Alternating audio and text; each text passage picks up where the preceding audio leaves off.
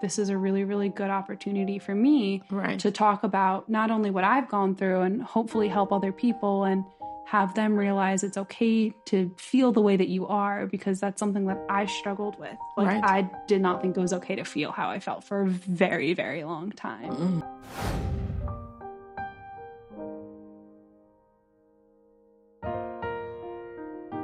So let's talk a little bit about how, okay, so, you know, you found out and obviously she started to decline. Yeah. How did you find yourself having to take on caregiving responsibilities in that context? And you were in school at the time. Yeah. Right. So obviously when I was in 7th grade, it was a little bit different. I wasn't really doing as much because I couldn't. Of course. But when I was 16, I ended up that summer, I got a job and I got it. So I would just have some money. So my parents wouldn't have to keep giving me money every time I went out with my friends and stuff like that. So that was something that was really important to me, was getting that job just to help my family out on that sense, because I knew my mom wasn't working and my dad wasn't working as much because he would be home taking care of my mom. But when I turned 17 and I got my driver's license, I feel like that's when I started taking on more caregiving roles. If Liam needed a ride somewhere, I would pick him up and I'd drive him there. I mean, he was on the wrestling team, so I would drive him to and from wrestling practices, like early morning practices, late night practices.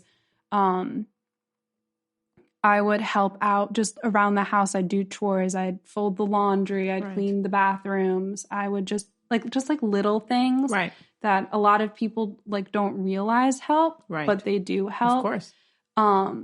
And definitely towards the end, in around April, May, and June, I would just sit with my mom and talk to her and brush her hair, and I'd help her pick out outfits that she wanted to wear. And whenever she would go out, she'd ask me to do her makeup, so I would do her makeup, and I'd do her hair so she would feel prettier and stuff like that. So I stayed home a lot more. This is going out with my friends so I could have time with her. And if she needed help going to the bathroom, I'd help her get to the bathroom. If she needed help getting in and out of a chair, I'd help her do that. And Liam would help too. I mean, there are a couple incidences when she fell and Liam and I would try and help get her up. I mean, obviously it was hard because you have a 17-year-old girl who doesn't lift weights. And then you have my brother who is a wrestler, but doesn't really know how to lift people off of the ground.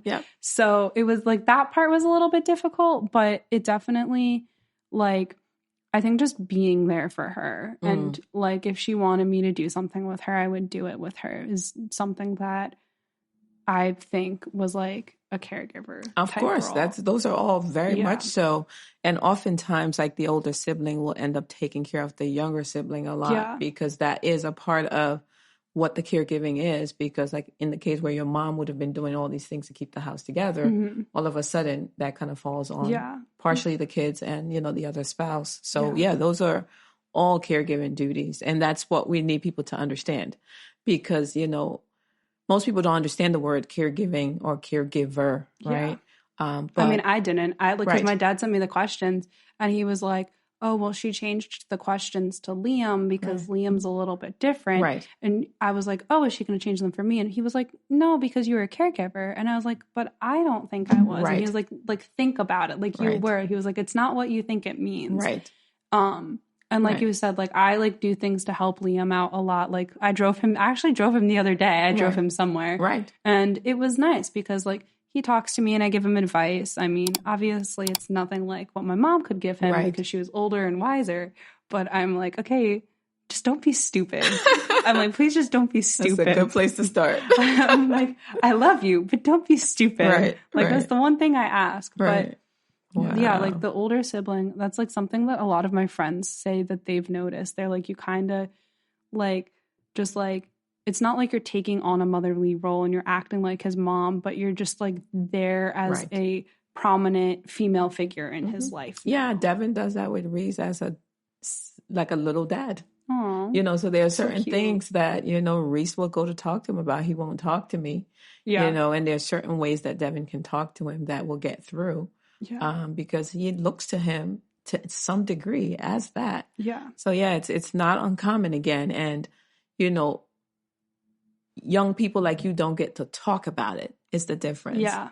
You don't get to talk about it. You don't get to say, this is what I'm dealing with. And this is what, I'm having to take on, earlier than I probably would have liked to, but way earlier. Yeah, exactly. Like, I think that's a thing that like my friends ask me about a lot is they're like, oh, like, what was it like? And I was like, okay, well, most people have to do these things when they're in their 40s and 50s. I had to do it when I was 17 years old. Like, and it started, I didn't realize it, but it did start when I was in 7th grade because I would fold the laundry and I would clean the kitchen and clean the bathroom and I would help my dad make dinner. But it was like on such a small caliber that I didn't realize I was helping until actually this year when my dad texted me and told me he missed me folding the laundry for him. Yeah, seriously. Yeah. Right? Because that's a caregiving duty. And it's a sacrifice that you make. You don't realize you're making it because of circumstance, right? But it is something that we need to be able to appreciate more. There are, I believe, about 40% of family caregivers, unpaid caregivers, are people under 24. Nobody realizes that, right? That's and crazy. So they're all in their little tunnels doing it in their families and not realizing that they're not alone in that. Yeah. Right? They're not alone in that. And there are raw emotions that come with that on top of grieving. Oh, 100%. Right? Because you really start grieving from when the person gets ill. Yeah. Right? And most times we don't really talk about that, right? It's just people think it's only after they've passed away. But no, really the relationship changes when they get ill. And that's where the grieving actually starts. Yeah. Right? I mean, like, I've definitely noticed that. Like, I've realized in more recent years and actually more recent months that a lot of the feelings that I was having was grief. And it wasn't me just being upset because my mom was sick. I was grieving the fact that this was happening to her. And I think that I personally always kind of knew that she wasn't going to make it to my college graduation. Okay. I think that was just something that like my dad and my mom obviously didn't want to tell me, but I think that was just something I kind of had like assumed, and I like had it stored in the back of my mind so I wouldn't think about it. But that definitely would like played a part in like that grieving role, like what you said. Like when I started, like especially when she got sick for the last time, like when she got diagnosed for the last time, like those last couple of months, that was when I realized like I started really grieving the second that she got admitted to the hospital for the last time. That is when I started. That's when it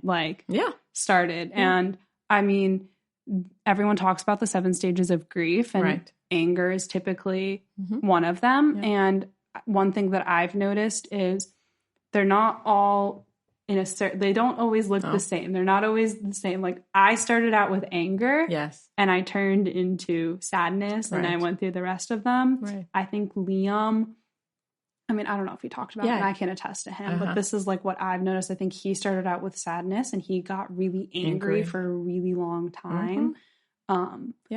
And I mean, my dad like hides it from us, but I think that he kind of felt everything at once. Okay. If that makes sense. It does. It does. I remember personally starting to grieve, and I kind of mentioned it in the book, much earlier than when Dom passed away. Yeah. Because this was my partner for the past, 15, 16 years who I talked to every day. And when he had the stroke, he couldn't talk anymore. Yeah. So the person that I was used to talking to every single day, 2, 3, 4 times a day, all of a sudden was silent. Yeah. You know, which is like just grieving that camaraderie. Yeah. That voice just silenced overnight.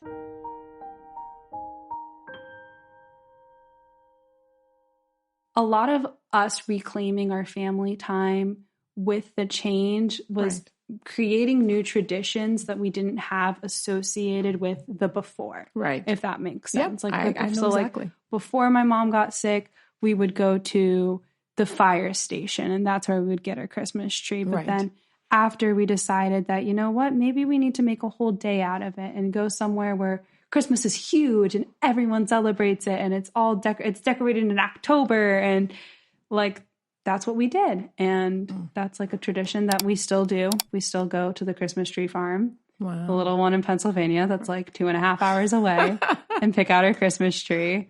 It's worth nice. it. Yeah. Like we're supposed to like be driving home and the Christmas tree will be on top of the car. And my friends will like see me and they'll take a picture and be like, this is you, isn't it? Because we get it the Saturday after Thanksgiving. Okay. That's awesome. Yeah, and everyone's like, it's too early. And I'm like, it's never too early for Christmas. It's not too early. I agree. Me. Another thing is like after she passed away, we still do our traditions. We still go to Cape Cod, which is our vacation spot that we would go to. We still go to the little Christmas tree farm. We still, we couldn't go to a pumpkin patch last year because all of us were too busy. But like we still like do like little things like that, like our old traditions, because we don't want to get rid of them. No. And that's something that my dad has said to me. He was like, we're not stopping our traditions because of what happened. We're going to continue them because that's what your mom would want. Good. And this is our way to honor her. This is a really, really good opportunity for me to talk about not only what I've gone through and hopefully help other people and have them realize it's okay to feel the way that you are, because that's something that I struggled with. Like I did not think it was okay to feel how I felt for a very, very long time. And I, honest to God, didn't come to terms with it until a couple of weeks ago when I was in my friend's dorm room crying. And she was like, you're allowed to feel this way. Right. Like, you don't need to hide it from us. You are okay to feel this way. You're fine.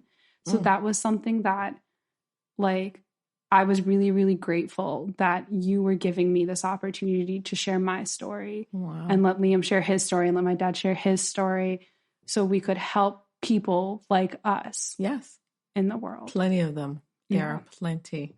Wow. Yeah. Thank you. This is just amazing.